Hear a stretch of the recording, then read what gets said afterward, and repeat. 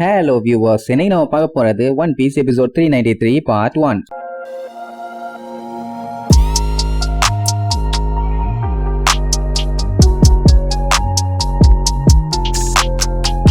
Open பண்ணா அந்த ஷாகிங்கிறவ போன பாட்டுல நம்ம ஆளுகளோட சேர்த்தி பெரிய பைரட்ஸுங்க ஒரு 9 பேர்த்த சொன்னால அவங்க எல்லாருமே இப்ப இங்கதான் இருக்காங்கன்னு சொன்ன உடனே அத்தனை பேத்துக்குமே அப்படியே பீதியாகும். அதுவும் ப்ரூக்கெல்லாம் குளிர் ஜோனம் வந்தவங்க மாதிரியே நடுங்கிட்டு இருப்பான். ஏன்னா அப்ப நேவி ஆளுங்க எப்ப வேணாலும் வந்து அட்டாக் பண்ணி தூக்கிட்டு போறதுக்கு வாய்ப்பு இருக்குல்ல. ஆனா அவ அதெல்லாம் நீங்க ஒண்ணும் கவலைப்பட வேண்டாம், நேவி ஆளுங்க மேல எனக்கு முழு நம்பிக்கை இருக்கு. கண்டிப்பா அவனுங்க வேற ஏதாச்சும் வேலையில பிஸியா தான் இருப்பானுங்க. நீங்க மாட்டாம இருக்கணும்னா செய்ய வேண்டிய விஷயம் ஒன்னே ஒண்ணுதான், எந்த ஒரு பஞ்சாயத்தும் பண்ணாம மூடிக்கிட்டு உங்க வேலையை மட்டும் பாருங்க. யாரு கண்ணிலையும் சிக்காதீங்க. அப்படி சிக்கனா கூட அடிச்சு புரண்டாங்கிறது எஸ்கேப் ஆயிருங்க. அப்பதான் உங்களுக்கு பஞ்சாயத்து இல்லாம இருக்கும். இன் கேஸ் ஏதாச்சும் பஞ்சாயத்து பண்ணீங்கன்னா கண்டிப்பா இறங்கி செஞ்சிருவாங்க. அப்புறம் 50 பேருக்கு தண்டனைக்காதான். பி கேர்ஃபுல்லும்பா. உடனே நம்ம லூஃபியும் தேங்க்ஸ், நாங்க போய் அந்த கிளப்பைய கிராஃப்ட் மேன போய் கண்டுபிடிக்கிறோம், அப்பதானே கப்பலுக்கு கோட்டிங் அடிக்க முடியும்னு வேகமா கிளம்பிடுவாங்க. அவ பரவாயில்ல கண்டுபிடிப்பீங்கன்னு நம்புறேன்ட்டு அவ பாட்டுக்கு போயிருவான். எங்க நம்மளுங்க நேரா அந்த சபோடி பார்க்குக்கு தான் வருவாங்க. ஏன்னா அங்க தேடுனா கிடைக்கிறதுக்கு வாய்ப்பு இருக்குன்னு சொன்னால. ஆனா வந்த உடனே அங்க மக்கள் எல்லாம் என்ஜாய் பண்றது ரைட்ஸுங்க எல்லாத்தையுமே பார்த்த உடனே லூஃபிக்கு சந்தோஷம் தாங்க முடியல.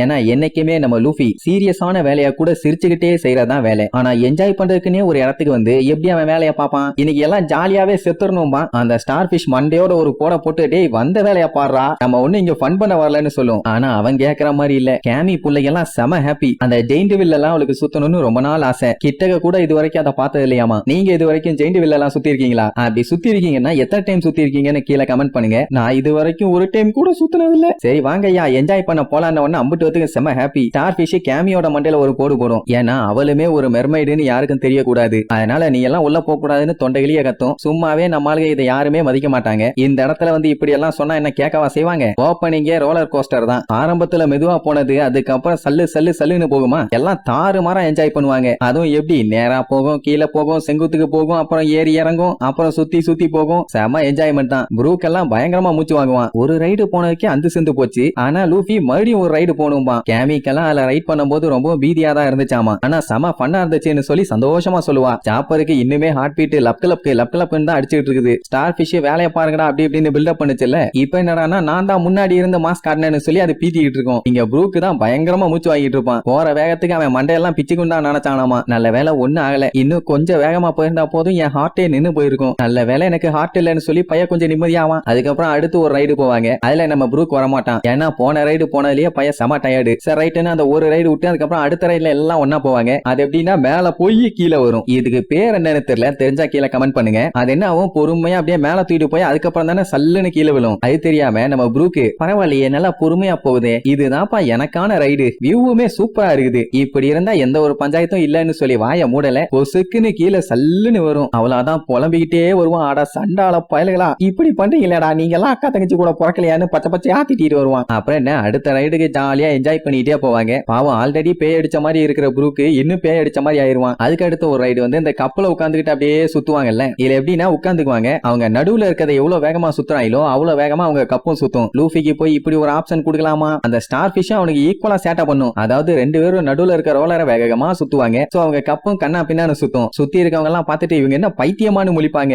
அதுவும் இவனுங்க சுத்தின சுத்துல அதுல இருந்த கப்பே சும்மா பிச்சுக்கிட்டு பரியேந்து போய் வெளியில தெரிச்சிரும். அப்ப எந்த அளவுக்கு கொடூரமா சுத்தி இருக்கானுங்க. அந்த பார்க்க மெயின்டைன் பண்ற ஆளு வந்து கத்துன்னு கத்துவான். ஏன்டா இப்படியாடா சாகர அளவுக்கு சுத்துவீங்க, அறிவு கட்ட மொல்ல மாதிரி பயிலான்னு. சுத்தினால இங்க நம்ம ஆளுக்கும் தலை சுத்தி போச்சு. அப்படியே பேன்னு கிடப்பாங்க. வாயில வாட்டர் ஃபால்ஸே ஊத்திட்டு இருக்கும். அப்படி கிருகிருன்னு ஆகிற அளவுக்கு சுத்தி இருக்காங்க. அப்புறம் என்ன அடுத்து ஜெயிண்ட் வில் தான். அதுல அப்படியே ரைடு பண்ணும்போது கேமி கீழே பார்த்துட்டு ஜாலியா என்ஜாய் பண்ணுவா. ஏன்னா மேல இருந்து பார்க்கும்போது வியூ அந்த அளவுக்கு சூப்பரா இருக்குது. அத்தியா அங்க ஐஸ்கிரீம் எல்லாம் வித்துட்டு இருக்காங்க. எல்லாருமே பார்க்க குட்டி குட்டியா வேற இருக்காங்க. கடல் தெருது சூப்பர் சூப்பர்னு சொல்லி அவளுக்கு ஆனந்த கண்ணீரே வரும். இப்படித்தான் இங்க இருந்து பார்த்தா அழகா இருக்குமான்னு. ஏமா என்னாச்சு சந்தோஷத்துல அழுக வருதான்னு கேட்டா ஆமாம்பா. அட மேட்டர் என்னன்னா இவளுக்கு சின்ன வயசுல இருந்தே இந்த அம்யூஸ்மெண்ட் பார்க்குக்கு வரணும்னு ரொம்ப நாள் ஆசை. அப்படியே பக்கத்துல வரைக்கும் வந்து பாப்பா. நைட் எல்லாம் பயங்கர கலர்ஃபுல்லா சூப்பரா இருக்குமா. ஒரு மெர்மைடு உள்ள வர முடியாது, வந்தா புடிச்சு சூப்பு வச்சிருவானுங்க. ரொம்ப ரொம்ப டேஞ்சரான இடமாச்சு. அதனால தூரத்துல இருந்தே பார்த்து ரசிச்சுட்டு அப்படியே போயிருவா. அண்ட் அது மட்டும் இல்லாம இது வரைக்கும் இந்த அளவுக்கு ஹைட்டுக்கு இவ வந்ததே இல்ல. இந்த சந்தோஷமான நினைவுகளை நான் கண்டிப்பா என் வாழ்க்கையில என்னைக்குமே மறக்க மாட்டேன். அச்சினும் பப்பக்கும் இருந்ததுனால தான் நான் இங்க வந்துட்டேன். அதுவும் நீங்க எல்லாம் இவ்வளவு ஸ்ட்ராங்கா இல்லன்னா இதெல்லாம் வாய்ப்பே இல்லாத காரியம் அப்படின்னு சொல்லி ரொம்ப சந்தோஷப்படுவா. இவங்க சந்தோஷமா அங்க பாரு இங்க பாருன்னு சொல்லிட்டு இருப்பாளா. அத பக்கத்து பபுல்ல இருந்து பார்த்த ஹட்சினும் ரொம்ப சந்தோஷப்படுவான். ஆக்சுவலா அவனுக்குமே சின்ன வயசுல இருந்து இந்த இடத்துக்கு வரணும்னு ரொம்ப நாள் ஆசை. அது நிறைவேறிடுச்சு. சொல்ல போனா எல்லா ஃபிஷ்மேனுமே இங்க வரணும்னு ஆசைப்படுவாங்களாமா. பட் எல்லாராலையும் இங்க வர முடியாது. அவன் அப்படி அங்க அவ்வளவு ஃபீல் பண்ணி சொல்லிட்டு இருப்பான். இங்க எவனுமே அதை கவனிக்கல. பாத்தீங்களா நம்ம எவ்வளவு ஹைட்ல இருக்கோம்னு சொல்லி ஜாலியா என்ஜாய் பண்ணிட்டு இருப்பாங்க.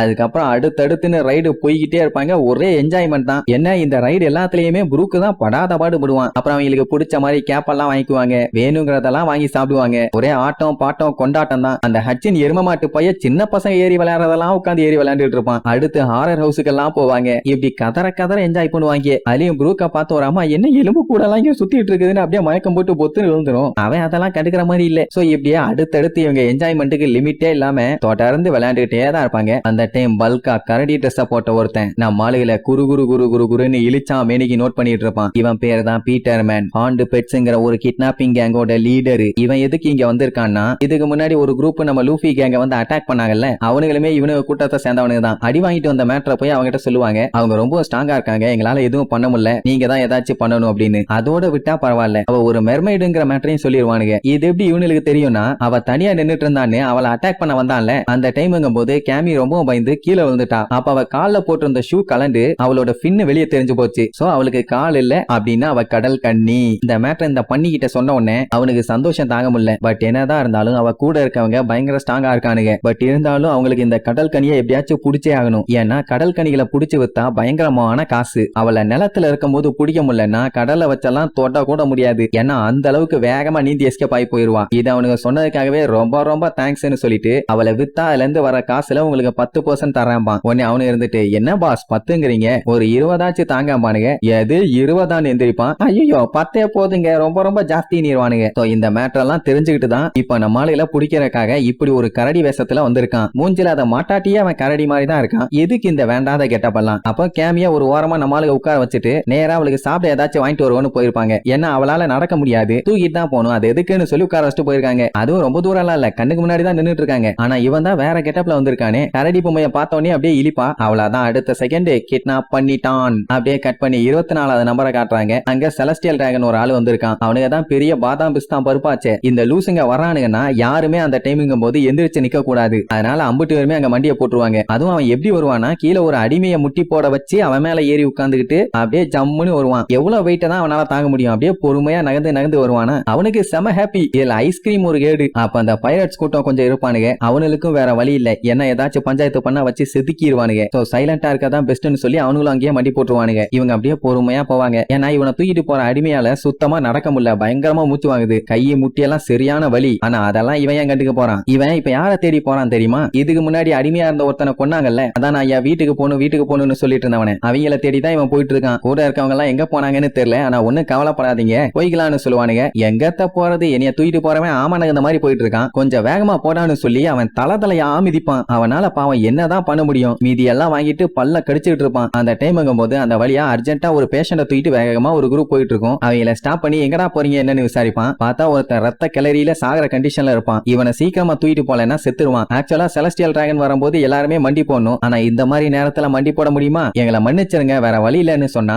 ஓங்கி ஒரே மிதியா மிதிச்சு அந்த பேஷண்ட கீழே கவுத்தி விடுறதோட இந்த எபிசோடுக்கு எண்டு கார்டு போட்டு முடிக்கிறாங்க.